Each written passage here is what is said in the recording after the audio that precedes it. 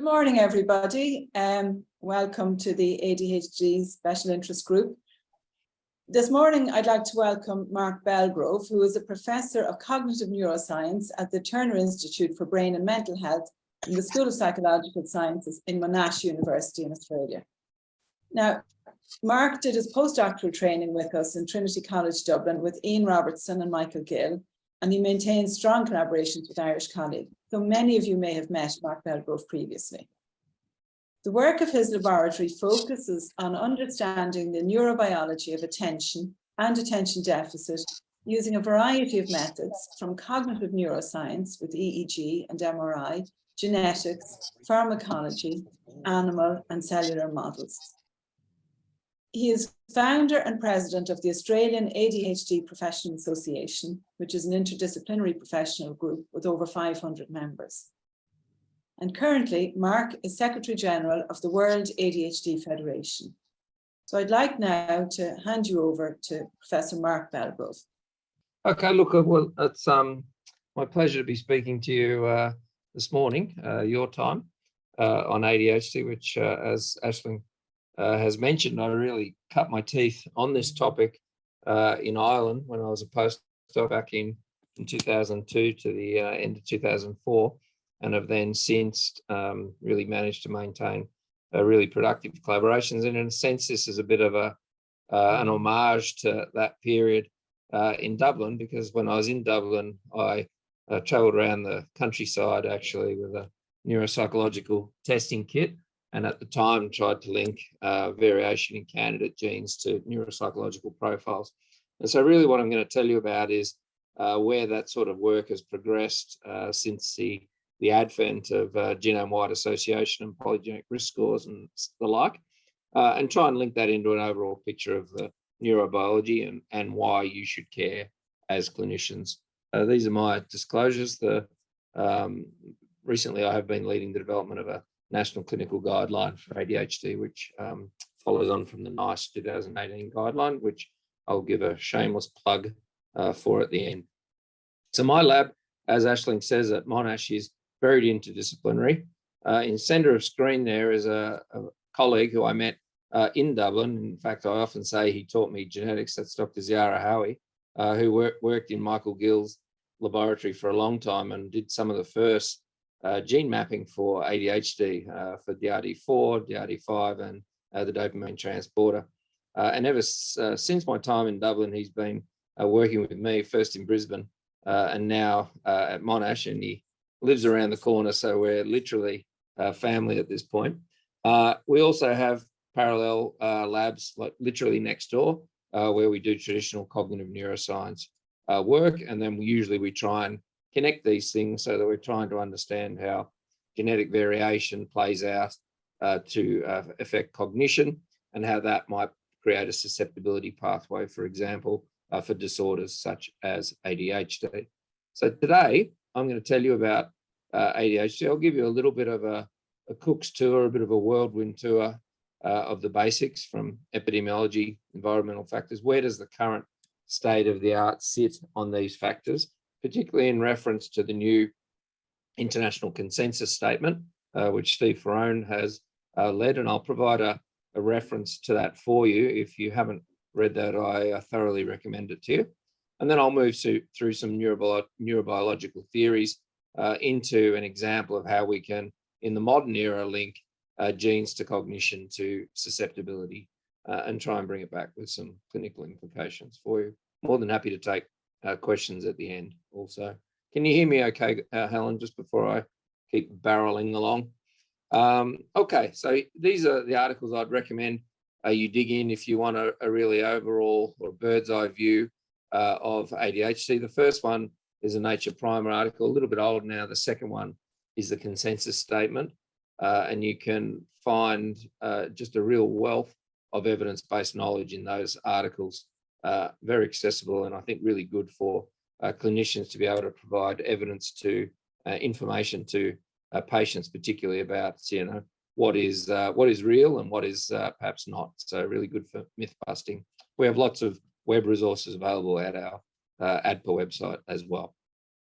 So ADHD, I'd like to start with this description of ADHD, because it really, for me, gives a really accurate picture of some of the problems people with ADHD speak of. And it's also good for myth busting, because Alexander Crichton wrote of this condition way back in 1798. So it can be really useful for counteracting the perception that ADHD is just a modern disorder. And I'm going to read through it. That he spoke of a nervous problem which may be born with the person or be the effect of accidental disease. We know that is true. Often ADHD is born with the person, but if you have a traumatic brain injury, for example, you can have a syndrome or end up with a syndrome that's very similar to ADHD. When born with the person, becomes evident at a very early period of life and has a very bad effect in as much as it renders him incapable of attending with constancy to any one object of attention. And that's a really brilliant description of a problem of sustained attention, how it is we manage to maintain our focus, our attend with constancy to an object of attention. But it's seldom so great a degree as to totally impede all instruction. And what is very fortunate, it generally diminishes with age. So we now know that ADHD does remit in some cases, but more often than not, it will persist. And the most recent data, I think, suggests persistence of around 60%. So as those of you who are treating kids, many of those will go on to have ADHD throughout their life as well. Every impression seems to agitate the person and gives him an unnatural degree of mental restlessness. A slight noise, too much light, too little light, all destroy constant attention insomuch as it is easily excited by every impression. And that's a really good description of what we in cognitive neuroscience think of selective attention or distractibility, how it is one's attention can be caught by extraneous stimuli in the environment, and that you need to be able to exert top-down control to focus your attention back on what is needed.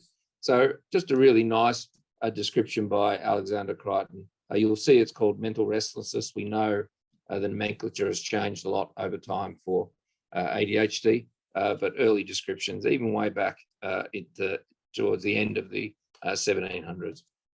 So in terms of the epidemiology of ADHD, and here I'm really referring to data that always comes from large either population-based or clinic-based studies, but where we can really get a good perspective of prevalence at an international level. So we know the global prevalence in children and youth is about 5.3%.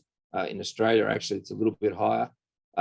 Some studies have reported as high as 10 to 20%, but really, if you look at a global perspective, it's around 5.5%. And there's really little evidence for a real increase in the prevalence of ADHD over the last 30 years. What you may see is that the diagnosis has gone up in some areas due to greater awareness and greater reporting. But if you look at the structure of attentional hyperactivity, impulsivity symptoms over time, what you can see is those distributions largely have not changed. So although we might have a few more people coming to attention, really the distributions of those symptoms are fairly consistent over the last 30 years. And in many ways, I think you can view ADHD symptoms as a quantitative trait that varies, or a continuous trait that varies in the normal population, really par excellence. And I think some of the data I'll deal with today will speak to that. We know that persistence of functional impairment is high, and it's high into adulthood. There's some data from Steve Ferrone. The female to male ratio continues to be much discussed. We know there's a bias favouring more males diagnosed in childhood in the clinic or population settings in young people, but then by adulthood that largely diminishes. And so there's lots of talk at the moment, particularly in Australia, about this phenomenon and what is occurring. Is it that boys are remitting? Is it that girls are going undiagnosed in childhood and coming to attention later in life? And the latter would be probably my perspective on what's going on there. But clearly, definitely a big hot topic in research going forward to be able to get a better handle on these gender differences. We know sort of classic environmental factors do influence the development of ADHD, and that's in the context, as I'll talk to you about, a very high heritability rates for ADHD. On the left is some old data. I think there's actually another plot of Steve Frome's, but you can see cigarette exposure, alcohol exposure, drug exposure in utero, a low birth weight. Interesting, the low birth weight, there's a recent study just come out suggesting that perhaps low birth weight may not be such a negative predictor of lifetime ADHD in a recent study. Psychosocial adversity is a big one. We know trauma, all these factors are really important risk factors for ADHD. And over on the right there, really, I've just put an update to this from the new consensus statement. You can see that maternal smoking is coming through a little less so if you control for maternal ADHD, suggesting that it's perhaps not a true environmental effect, but rather women who have ADHD symptoms are likely smoking to control some of their own symptom problems. And then you can see a whole raft of things even down through to maternal use of paracetamol. It's sort of one of these laundry lists that makes you, really worry about the range of things that can be on there as risk factors. But, these are all big population studies. Often the effect sizes are relatively small, but the consensus statement does certainly lay all these out. What we've had for a long time is a neurobiological theory of ADHD that has focused predominantly on the catecholamine hypothesis of ADHD. I'm sure you're all familiar with this. The theory goes that since the stimulants, psychostimulants such as methylphenidate or dexamphetamine are effective in reducing the symptoms of ADHD, then we assume that is happening by increasing the availability of dopamine and noradrenaline in the synaptic cleft. And this has really powered forward a whole neurobiological theory of ADHD regarding the catecholamine hypothesis. We had for a long time hopes that we might be able to find objective markers of a catecholamine deficit in ADHD using techniques such as dopamine transporter imaging or SPECT. And this is a classic study by the German group, Dressel and colleagues, where on the left here they show a patient who has a radioligand for the dopamine transporter. Sorry, guys. Dopamine transporter injected, and you can see the fluorescence in panel A is very bright, suggesting that ligand has been uptaken very avidly. In panel B is the patient when methylphenidate is on board, suggesting that reuptake has been inhibited by blocking of the dopamine transporter. And then in panel C is your stereotypical control subject who looks, as you can see, more akin to the medicated ADHD adult. And for a long time, this was really, held to be the promise, the holy grail to identify a biomarker. But in time, this finding really hasn't held up. We've found that a whole range of factors can influence the transporter binding, whether the patient smokes, whether they've had a past history of exposure. So really at this point, we're left with a dopamine and catecholamine theory of ADHD that is really predicated on the clinical effectiveness of the drug, but for which we lack objective neurobiological evidence. There is no evidence, for example, that dopamine neurons are aberrant in individuals with ADHD. And this is largely akin, I would say, to the situation with serotonin transport as it relates to depression, for example. Although the transporter itself, the jury's very much still out on its role in depression, we know that antidepressants have clinical effectiveness in treating the condition. And so also we've had a whole wave of neuropsychological theories, and these are really driven by the striking similarity of the neuropsychological profile of patients who have circumscribed lesions, for example, after stroke, and the symptoms presented by folks who have ADHD. And so the predominant theories here have really focused in on the role of the prefrontal cortex and the cognitive functions that subserves. So as I'm sure you're probably all familiar, Russ Barkley spoke of executive function, and for him, ADHD was primarily a disorder of behavioural inhibition coming from the prefrontal cortex and other behaviours really fell below that. Joe Sargent emphasised really the interaction between bottle-up arousal, activation, and effort systems. So, for example, you can think of the locus ceruleus, where noradrenaline is produced, midbrain dopamine, for example. He saw the problems of ADHD as very much a problem of the coordinated communication between these top-down executive areas and these bottom-up arousal systems. And I have to say, I think that's a really good theory of attention, and one I think a lot of our own work has supported. And then you've got other folks like Sanuga Bach, who really emphasize what we might think of as the hot and the cold aspects of executive function. So the cool elements being Berkeley's classic executive function, the hot elements being those relating to reward. And so we do know that folks with ADHD have alterations in their reward system, whether that be on delayed discounting tasks, where they choose or have a preference for smaller rewards sooner rather than larger rewards later. And we know this links to impulsivity, for example, in other disorders. So that's sort of an emphasis between what might be seen as a more dorsal basal ganglia prefrontal system and a more ventral system being related to reward. And then still further, we've had other theories from Castellanos and Tanik and our own work definitely in this domain, saying that one of the most ubiquitous findings in ADHD is really that folks with ADHD just have a lot of trouble maintaining a consistent task set. So if you give them any sort of task, what their performance is really characterized in the main part by just a fluctuating performance over time. And that performance can degrade very quickly. And my own feeling is that reflects a failure to be able to exert these top-down control influences, but also most likely also impacted by waning arousal systems subcortically. And so here's a schematic for you, which I find tremendously useful. And Amy Arnston at Yale is sort of, I've got a bit of a scientific crush on her. Oh, this is going on YouTube. Whoops. Anyway, apologies, Amy.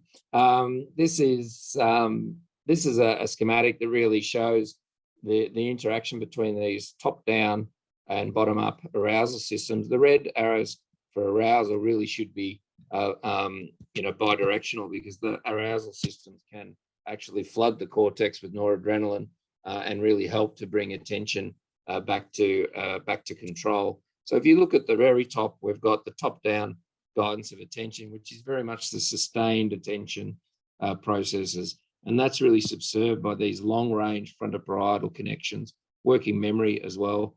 As we move more ventrally down that prefrontal cortex, you start to bring in control and inhibition of actions. So for example, the inferior frontal gyrus and its connections to the basal ganglia. All these areas have been shown in large-scale studies of ADHD to work less effectively or to have subtle structural differences. And then as we move right down more towards, I guess, the bottom or the ventral, almost the orbital frontal areas, we have areas that regulate emotion with their connections to both the limbic system, but also arousal system. So my sort of take on the cognition of ADHD is very much this push and pull between these top-down control systems that try to keep us on task and consistent over time, and these arousal systems that can work in our favor to bring us our attention back by flooding the cortex with dopamine or noradrenaline, but unfortunately do wane with time. And so the poor old child with ADHD in class needs to be able to maintain attention over long periods of time often, but really their attentional system is just not geared for that. Their attention decays over much more rapid time courses.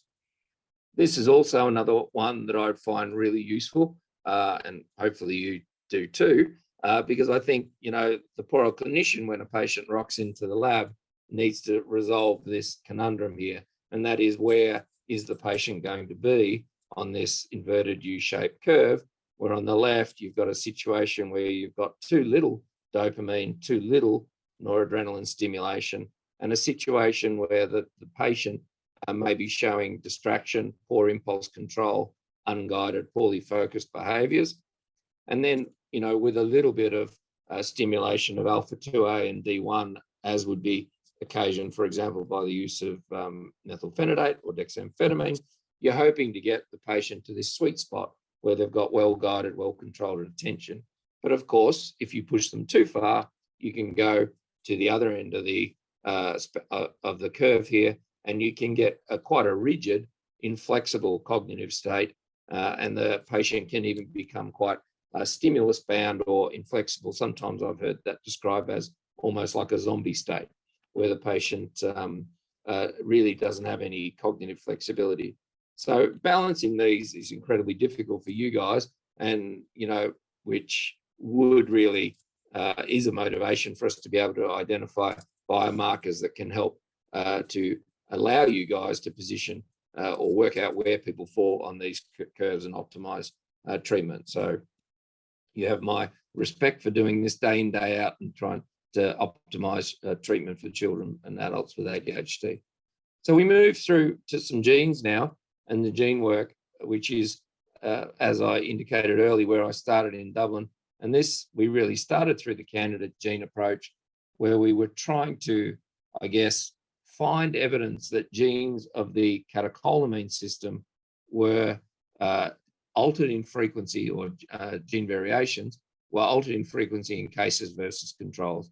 And a lot of this work was done in Dublin by a whole range of people, including Ashling and Michael Gill, Aidan Keeley. A whole range of people did really groundbreaking work at the time relating to identifying susceptibility genes of the catecholamine system. This is not to, I'm putting this up not to dwell on each of these individual ones, but more just to show you the way the field has developed. And then, of course, we had concerns that these genes really weren't replicating. And that was the entry point really for endophenotypes. We thought if these genes of small effect, if we're trying to link them to phenotypes that are subjective, that are often perhaps a little bit imprecise, maybe a better way would be to try and link them to more refined phenotypes. So moving down through this hierarchy to objectively measured aspects of cognition, all the way through brain networks, circuits, and cells. And the expectation was, as we move down this hierarchy, we should be able to pick up stronger, more meaningful, and hopefully more reliable signals. And this was the whole concept of the endophenotype, and one I've spent a lot of time in my life working on, and I'll come back to it in a little minute. But and here's just some examples of the work we did, partly in Dublin and then partly since, really prosecuting this argument or trying to test the argument whether catecholamine gene variations were related to objective measures of attention and inhibition, and also a lot of work done by groups in Toronto at Sick Kids, for example. But then as we moved through, I guess we had the advent of genome-wide association, and for a long time, these weren't particularly successful because in hindsight, again, we realized that the sample sizes for the discovery were just too small, particularly when one had to take into account the very, very stringent corrections for multiple comparison. So bear in mind, you're testing about 1 million points on the genome. So you have to divide your alpha by 1 million to correct for all those multiple comparisons and the chance of picking up a type 1 error just by accident. So that leaves you with what seemed for a long time as an impossible p-value to meet. Enter the iPsych study in Scandinavia, where they were able to go to dried blood spots and amplify DNA, do a GWAS, and then link that in the population-based records to see who had ADHD. And, it really changed the game. A lot of the cohort went from being quite small to over 20,000 patients, and they identified 12 genomic loci. And you can see them on this so-called Manhattan plot. Manhattan, because it obviously is meant to resemble the skyline of Manhattan. And these genes turned out to be probably predominantly those that coded or encoded neurodevelopmental processes in the brain. There weren't any obvious dopamine or noradrenaline related candidate genes. There were some genes such as DUF6 and FOXP2 that have interactions with dopamine, but there were certainly none of the original candidate genes that we'd been hoping for. What they found very interestingly was that from this GWAS, they were able to run genetic correlations with other traits. And what you can see here is that genetics of ADHD relate to a whole range of other genetic correlations. And many of these, as clinicians, I'm sure you probably wouldn't be surprised with. So, for example, there's positive genetic correlations between ADHD risk and obesity risk, for example. There's negative correlations between ADHD risk and childhood IQ and years of schooling. So these are all fairly very interesting and certainly very robust relationships from these large data sets. Then, because they weren't satisfied with the sample size that they had, they found some more patients. And this is the most recent GWAS, again, driven by Didi de Montes, where the sample size has now increased over 30,000. And you can see here that the Manhattan skyline is now getting significantly denser. You've got more high-rise spires going up. And now there is 27 independent genomic loci. So this paper is now accepted at Nature Genetics, but if you want to have a look at it, you can grab the preprint on medRxiv. Interestingly, in this one, there is a bit of a signal for ADHD genes and genes expressed in dopaminergic,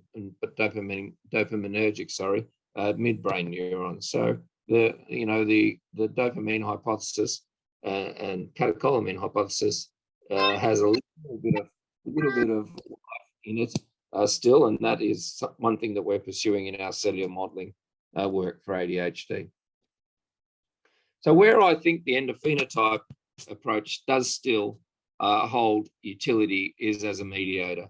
What we came to realize in time was that the genetic architectures of the endophenotypes that we hoped would help us reveal the underlying genetic structure of these disorders turned out to be just as complex as the ADHD trait or the depression trait or the schizophrenia trait that we were hoping to get a handle on.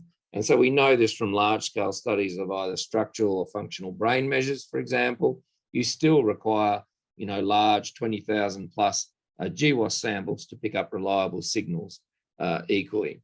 But where I think the endophenotype concept is useful in a mechanistic way is following the logic of Kendler and Neal, who are very famous behavior geneticists, is as a mediator of genetic liability. And broadly what this says is that genetic variation causes variation in the endophenotype, and that in turn causes variation in the psychiatric disorder. So following this example, it allows you to set up some quite mechanistic studies to try and ask, okay, in my case, how do neuropsychological endophenotypes, for example, work in this schema? Can they act as an endophenotype where, for example, polygenic risk might operate through that endophenotype to influence ADHD traits?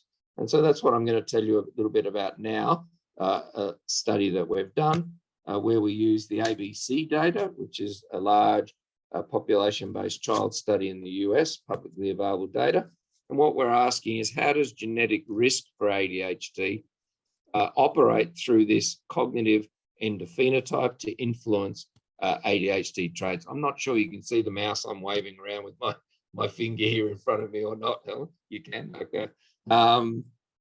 So, as I said, we used the data. This was actually a lockdown project in Melbourne, done by a very talented honours student I had, Mia Moses, who I don't think Arena and I, her other supervisor, met the whole year in person, but nevertheless, she managed to pull off this really great project and get a lovely paper, which is will be online soon at Molecular Psychiatry. So the logic of this one was we took the large data And then we looked for cognitive measures which were theoretically related to ADHD and for which there was evidence that they might act as endophenotypes. So we used working memory, we used a response inhibition measure from a stop signal task, and we derived a measure of reaction time variability also from that stop signal task. Working memory, as I'm sure you are probably all aware, refers to the ability to be able to hold information online in order to be able to operate it on in a goal-directed way. It's incredibly important cognitive function for a whole range of things, maths, for example, even spelling, I would argue, and very linked to educational outcomes. So we wanted to understand how these performed within that framework. We derived polygenic risk scores, which I think a lot of people are scared of this sort of concept, but it's actually, I think, a really useful and not that hard to understand. What you do with a polygenic risk score is you take a base data set, which in our case is the large international GWAS data sets, and what you're creating is a weighted sum of the risk variants that were identified in that study, and then you're asking how they map to your cohort under investigation. And what polygenic risk scores, or the way in which they behave, is that they form a normative distribution where increasing polygenic risk is associated with increased levels of the trait. And so what we were able to do is take the base data set from Didi DeMontis, which she generously allowed us access to pre-publication, and then we're able to calculate that polygenic risk in the ABCD data for the ADHD trait. And then what we then did was look at the traits, ADHD trait data that they had, and here we were using CBCL data and also items from effortful control and creating a factor score estimates, which we did that to make sure we had a really reliable measures of the trait in that population-based cohort. So when I'm talking here, I'm not talking about diagnosed ADHD, I'm talking about ADHD traits. If you look at these measures, of course, individuals with ADHD would score higher on these factor scores that we derived. And we did check that that was indeed the case for the relatively small number of folks who had a clinical disorder of ADHD. So just to reiterate, these are what we were using: working memory, response inhibition, and variability. I'll talk you through in each case with the direction of these effects. And so here what we're asking in this mediation analysis is, first, does the ADHD risk, polygenic risk, relate to the ADHD traits? Second, does variation in the cognitive mechanism relate to the trait? Thirdly, does ADHD polygenic risk relate to the cognitive mechanism? And fourthly, can we see mediation, in the sense that when we consider the cognitive mediation, does it account for the relationship in part between ADHD polygenic risk and ADHD-like traits? We did this in a very rigorous way. You have to control for a lot of comparisons here, and it's actually quite hard in this type of analysis to pick up all of these associations. And in fact, this is, I think, the first study to show what we'll show in a population-based data. So first, what we did was derive the polygenic risk score. You can see on the left-hand side here, this is the process by which we identify a P threshold that we'll use or take forward for subsequent analyses. And what you can see on the right is the association between the ADHD trait measures and the polygenic risk scores. So what you can see is that higher ADHD polygenic risk is associated with more pronounced ADHD-like traits, which is exactly what we were expecting and hoping for. If we hadn't got that, we would have been in a difficult position to go forward with these analyses. Next, we check the second step: does the cognitive mechanism relate to the trait? And what you can see here is it does. Statistically, these are very robust effects. Effect size-wise, they're still pretty modest, because you've got fairly subtle effects that we're picking up in large samples here. But you see that higher working memory related to less pronounced ADHD traits, higher stop signal reaction time, which is indicative of poorer inhibition, was associated with more traits. and higher variability, that is more fluctuating performance, was associated with more traits as well. So these were all really encouraging as well. And next, we tested polygenic risk to the cognitive mechanism.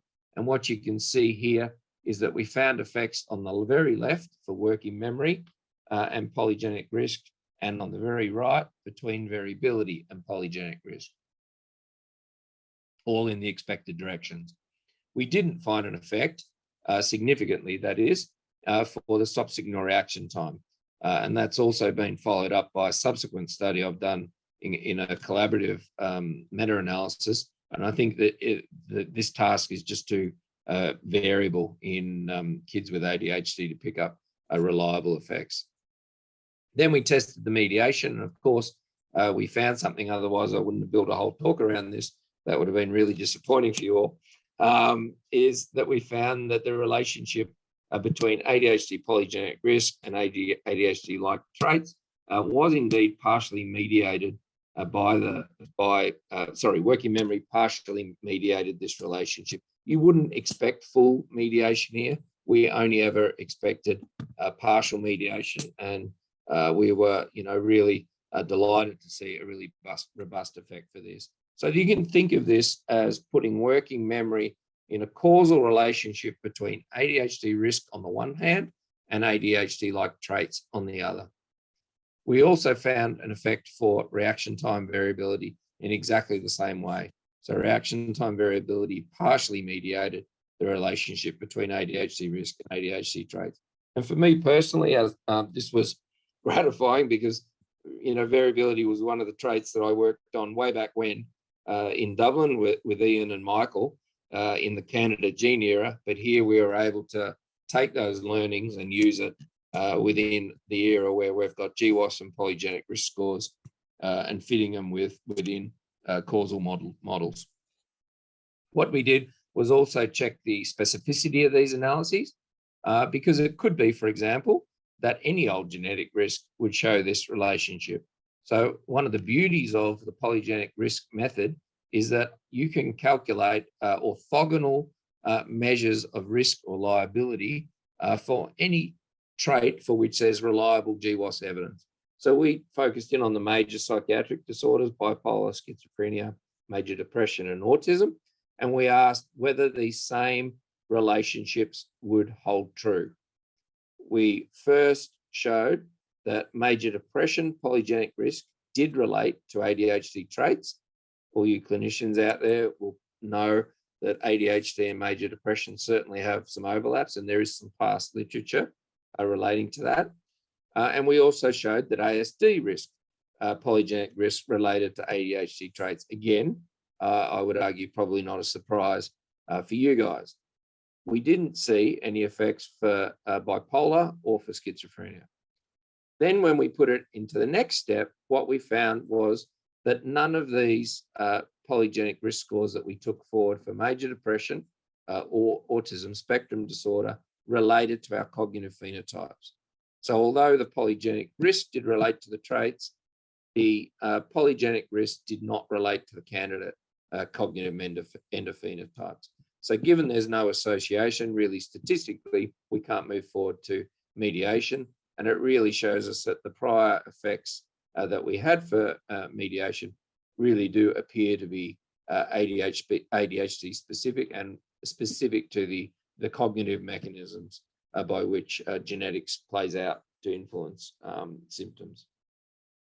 So just to summarize that, what we've shown is that we can indeed see a partial mediation for variability and response time, working memory and response time variability intervening or mediating between genetic risk and ADHD traits. It does appear to be specific for genetic risk for ADHD. It isn't present for a major depression or autism spectrum disorder. And what was really interesting to us was that this confirmed findings that were found earlier by Joel Nigg's group in a clinic case and control sample, clinic and controls. But here we confirmed it in a population-based data set of much larger sample size as well. So this really, gives us confidence that these meaningful effects. So what does this mean? Why is this interesting? I think it's interesting because putting it back in those models that I gave you before, we know that these top-down guidance of attention and thought, for example, they're very much the frontoparietal mechanisms. We know those networks of the brain are really robustly modulated by catecholamines. We know this from animal studies, both rodent and macaque, for example, the work of Amy Arnst and earlier even Patricia Goldman-Rakich. We know those areas, the prefrontal cortex, are exquisitely sensitive to their catecholamine environment. And here you've got those very networks being played out here in the data that we're showing you, both for working memory and for variability. Other folks, Chen et al., showed that these long-range frontoposterior white matter tracts, the integrity of those white matter tracts was different in folks with ADHD versus control.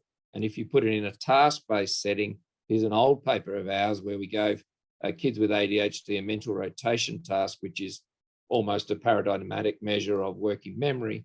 And you see that these very same frontoparietal areas, particularly in the right hemisphere of folks with ADHD, kids with ADHD, were underactivated compared to controls. So this sort of moves us to an area where the genetic risk as it relates to working memory and ADHD traits, I would argue, is probably going to be underpinned by the integrity of these frontoparietal networks. And that gives us a next step in the puzzle that we can pursue using large-scale data sets that have both genetics and brain imaging, for example. The point here is also that the clinical heterogeneity in ADHD is massive, right? We are picking up with relatively small effects here in terms of the effect size. We know that kids that come into your clinic are almost as different. One is almost as different from the other one. And so now what we've got is this scenario where we've got a neuropsychological profile is, although can be picked up as different in a group of ADHD cases or controls, it's not reliable enough at an individual level to be able to be used for diagnostic utility, for example. So the likely scenario here is that we have multiple cognitive mechanisms operating in parallel. Each of these will have likely its own genetic pathophysiological mechanism. And to put it here in another framework, you've got both, the cognitive in the middle there, which is really the ones I've been referring to, and prefrontal areas looping down through the basal ganglia and out to the thalamus. But then you've got these whole other limbic areas with recurrent circuits as well. And then yet again, motor areas that potentially are related to the hyperactivity and the motor symptoms as well. And in any one child, you may have some multiple of these operating. So it becomes very difficult to map out the clinical picture in these. So clinical and neuropsychological heterogeneity, in my view, is almost certainly going to be underpinned by these etiological heterogeneity and the multitude of genetic risks that we've now identified for ADHD. And this is certainly going to give rise to multiple phenotypes and probably different patterns of comorbidity. And so mapping that going forward is clearly a very big challenge. So in terms of these neuropsychological domains of working memory, inhibition, and arousal, they do relate reliably to symptoms of ADHD across case control and now here, population-based studies. And I think working memory is a really interesting cognitive phenotype. It comes through from a whole range of work as a validated phenotype for ADHD. And I think here we're giving insights into some of the brain behavior pathways by which that genetic risk for ADHD might play out and might relate to the symptoms of ADHD. And as I said, we know that it's underpinned by these frontoparietal networks that are potently modulated by dopamine and noradrenaline. Many of you will know that there have been a lot of attempts in the literature to strengthen working memory networks via, for example, working memory training. And I think there's the jury on whether that is effective for ADHD symptom reduction is certainly still out. I think the evidence suggesting that working memory training improves working memory is not too bad, but whether it reduces symptoms of ADHD in the way that I guess I'm suggesting it may within a causal framework, I think the jury's very much still out on that.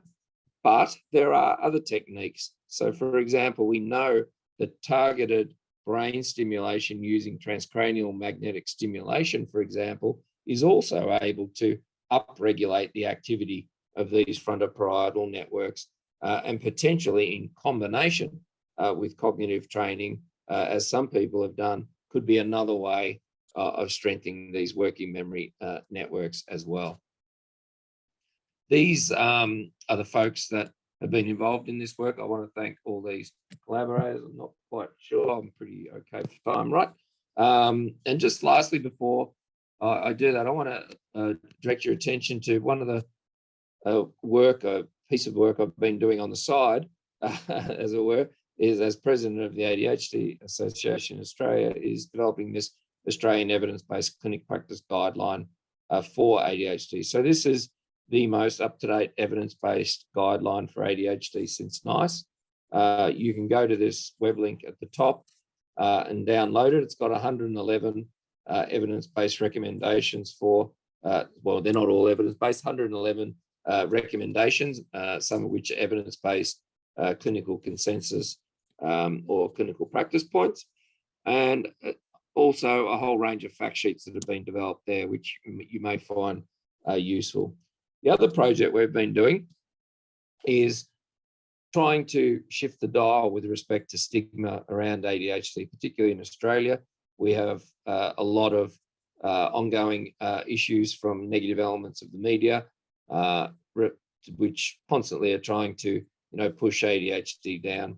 So one of our advocates, Lou Brown, who's an appointed director on our board, developed this Talking About ADHD guide, which is really our effort at ADPA to try and promote the best way and the best language to use to talk about ADHD so that we don't fall into the trap of engendering stigma, etc. ourselves. And so there's a whole range of little points here on this. This is downloadable. You can download it, put it in your clinic, give it to your families should they wish. And it tries to really, I guess, both dispel a few of the myths, but also put forward the best way to talk about ADHD that's not stigmatizing, that is strengths-based rather than deficit-focused, etc. So here's a few of the sort of little take-home messages from that. We, for example, many folks with ADHD don't always regard their ADHD as a superpower, but yet it's something you always hear in the media, and particularly these days, concepts like hyperfocus, etc. And, a whole range of things relating to concepts that are often put out in the media. So, for example, do children grow out of ADHD? So I think it's really useful. It's actually been endorsed by a lot of international groups, including CADRA. If you guys wish to make use of it in your own practices or your own areas of work, all you need to do is jump on the website and grab it. And I think, Helen and Ashley, I'll leave it there. I'm happy to take any questions you might have. Yes, thank you very much, Mark. That was a very interesting and stimulating talk. I actually have one question, if I could kick off. Your polygenic risk score study, where you looked at traits of ADHD in general population study, in a general population sample. I was just kind of curiously thinking, as you're doing that, do you think you'll do a polygenic risk score and traits of ADHD or measures of ADHD in a case control study as well? Or do you think that would be of value? Looking at cases and ADHD controls, because do you think there'd be a bigger difference? Those graphs are quite, would you find a bigger difference? That'd be more convincing. You certainly could do that. You could relate polygenic risk to case control status. There's no problem doing that. The issue will be getting a large enough international data set that also has the appropriate well-measured cognitive endophenotypes. There is a group within the PGC that has focused on cognitive measures, and there has been talk of doing a similar type of thing within that group. But yeah, you might expect the effect size to be larger if you actually had a group that was enriched with ADHD cases. Yes. Okay. I have a question coming in here from Dr. Hazel Fernandez. Hi, Mark. Did you do any study comparing with anxiety disorders, just as you did with moderate depressive disorder and ASD? Hazel, calculating polygenic risk for anxiety disorders, if that's what you mean, and linking it to the cognitive, no, we didn't. We focused on the 5 major psychiatric disorders that are generally looked at in this context, but there would be absolutely nothing stopping you doing that. I think someone else has actually mentioned that before, and it would probably be a good idea because anxiety, ADHD, and working memory is a bit of a nexus as well. Thanks. No worries. Well, I think for some of the take-home messages for clinicians, I think some of the really interesting things are that there's now the Australian evidence-based clinical practice guideline that we should look at. I think many of us have looked at recently Steve Ferrone's and World Federation of ADHD consensus statement. I think that's something, I know we talked about it at the college meeting, in the spring college meeting, we talked about that somewhat, the World Federation consensus statement. So that's a take-home topic for clinicians. The other take-home point for clinicians, I think, is the GWAS studies and the findings of the GWAS studies, the genome-wide association studies, and that we now have this very large genome-wide association studies published in Nature Genetics with 27 risk loci. And I think for families, that's actually very important, that the genetics of ADHD have been confirmed in these major studies. It has been confirmed that there are, parts of the genome that are affected by ADHD. And I think that's a take-home message for parents, that there are genetic findings which have been confirmed in very large data population sets. So we can say to people, yes, genetics is very important. I personally think the polygenic risk score is a very exciting movement. And I know we talked about that years ago, I had an old data set where we were adding together the 3 or 4 genes that we were interested in at the time, or genetic loci. But that's obviously in it's all moved forward to a new phase. I'm wondering, do you think the next phase of that, of course, sorry, I was just going to say, Aisling, the next phase of that, of course, is whether polygenic risk scores can be used to inform clinical practice directly, either in a pharmacogenetic way, or just because it relates to or links to, prognosis, for example, or outcomes, etc. So there's tremendous interest in that and a lot of work ongoing in that space, definitely. Yeah, you've answered my question. Jury's still out, though, definitely. Yeah, I think a few years ago, people thought there would be one area of the genome that we would be probing to try and decide if we could support a diagnosis of ADHD or predict treatment response with methylphenidate or side effects. And now things have moved towards the polygenic risk score.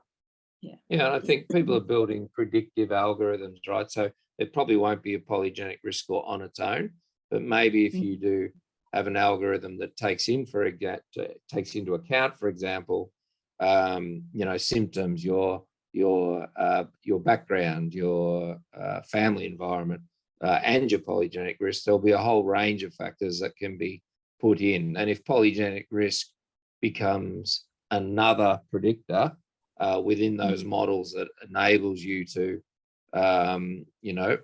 or enables you to enhance your clinical practice, then I think it'll be worthwhile. There's a lot of work going on in that space, definitely. Yeah, I think that's the space to watch. It's going to be quite exciting to see what happens next. Okay, just wondering, have we any further questions? Hazel's got her hand I up. just had a question there. Mark, can you hear me? Yep. I'm wondering about maternal or paternal. Have you been able to differentiate? I know it's a very, it must be, it probably you'll do it someday, but I'm just wondering, any thoughts about that? Where is the load, genetic load? Yeah, the mode of transmission, is it coming from? Yeah, look, I haven't seen anything from that with respect to GWAS studies recently that I can pinpoint. Some years ago, folks in Dublin certainly did look at that for DRD4 and DRD5 from memory, whether there was any differential transmission of risk alleles from mum versus dad. But I suspect it's probably not been shown to be particularly, reliable or a big factor in the big scale studies. It probably also is due to the fact that a lot of the large scale studies are case control, right? Back in the day in Dublin, we were always recruiting trios. So we'd recruit mum, dad, and the child, which enabled us to look for a mode of transmission from either the mum or the dad to the child. But the big studies now are usually cases and controls, and they're not getting DNA from mum and dad to be able to do that sort of condition analysis. So, that might be why I haven't seen it, because the data sets using trios these days are nowhere near as large as the ones that are looking at ADHD cases versus controls. Thank you. Okay, there's a Interesting, question. though, I agree. Yeah, thank you. There's a question on the chat. Do ADHD-like phenotype individuals have ADHD or may have other diagnoses, like, for example, PTSD or anxiety? So yeah, folks with ADHD with a clinical diagnosis can, definitely have concurrent or comorbid anxiety. With respect to the phenotype, if we're analysing it dimensionally, we're kind of not setting a cutoff to know whether they would have, at some level, other extreme traits. I guess in the data set that I was talking about, we haven't. But certainly in clinical cases, you would get more anxiety, PTSD, I guess, yes, but I'm trying to think off the top of my head what the data relates to PTSD. Ashley might know that one better than me. Yeah, well, there's an awful lot of talk at the moment about chronic trauma and exposure to childhood adversity and adverse childhood experiences and trauma, and that predisposing to ADHD. So is that a phenotype, an ADHD-like phenotype, or is that true ADHD? And some discussion around that. So I think, and then some people call that PTSD, but that's not formally what PTSD is. So I'm not aware of any study that links true ADHD with true PTSD, any. Yeah, certainly we know, like a social exposure to trauma. It's big risk factors. Yeah, exposure to trauma is a risk factor for ADHD, and there's no doubt about that. And you talked about the large effect of childhood adversity and ADHD symptomatology.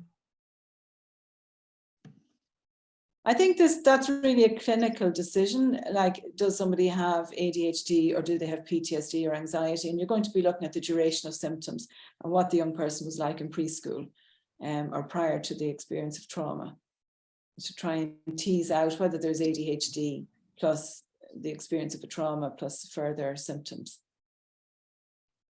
Okay, have we any further questions? Well, I think in the interest of good timekeeping, I'd like to thank Professor Mark Bellgrove. I think it's been a very interesting morning. And somebody said, yes, thanks for a fantastic start to my day. That's Hazel, I think, coming in, is it? And I think that summarizes where we're at with this talk.